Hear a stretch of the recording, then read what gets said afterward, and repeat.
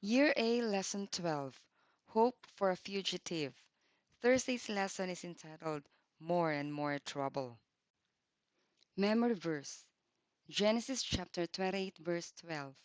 Then he dreamed, and behold, a ladder was set up on the earth, and its top reached to heaven, and there the angels of God were ascending and descending on it. Our Bible references are found in Genesis chapter 30, verses 22 to 36, and verse 43. Although Laban had tricked Jacob into marrying Leah instead of Rachel, Jacob knew that not keeping Leah as his wife would disgrace the family. But Jacob loved Rachel so much, he agreed to Laban's offer that he'd take her also as his wife, and that he work for him another 7 years to pay for her.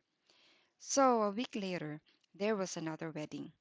Now Jacob had two wives, and that caused endless trouble in his home. The two sisters were jealous of each other. Leah was jealous because Jacob loved Rachel more than he loved her. Rachel was jealous because Leah was having children and she wasn't having any. In the first 7 years they were married, Leah had 6 boys and a girl named Dinah, as well as two more boys through her maid. During that same time, Rachel had 2 boys through her maid. But finally, at the end of the 7 years, Rachel had a baby of her own, and she named him Joseph. After working for his uncle Laban for 14 years to pay for his wives, Jacob wanted to return to the land of Canaan.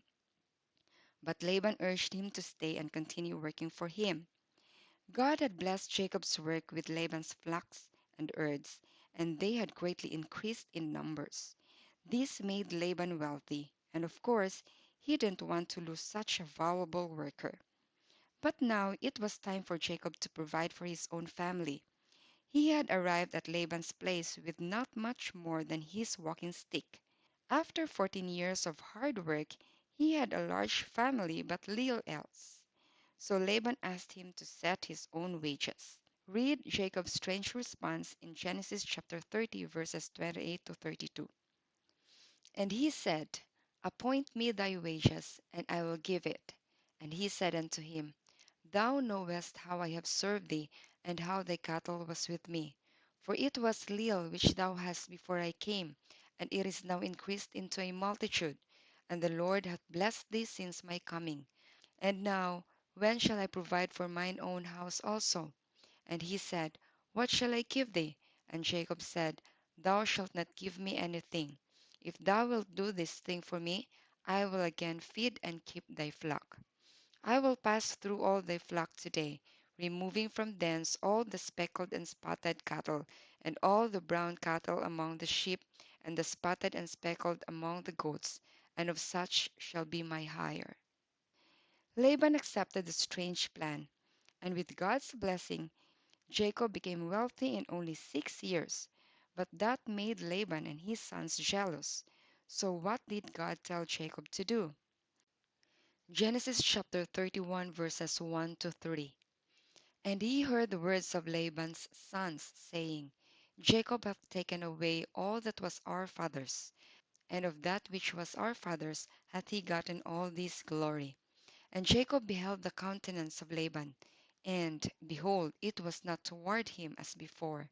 And the Lord said unto Jacob, Return unto the land of thy father, and to thy kindred, and I will be with thee.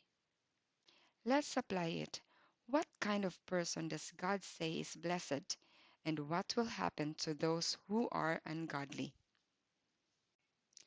Psalm chapter 1 verses 1 to 6. Blessed is the man that walketh not in the counsel of the ungodly, nor standeth in the way of sinners, nor sitteth in the seat of the scornful.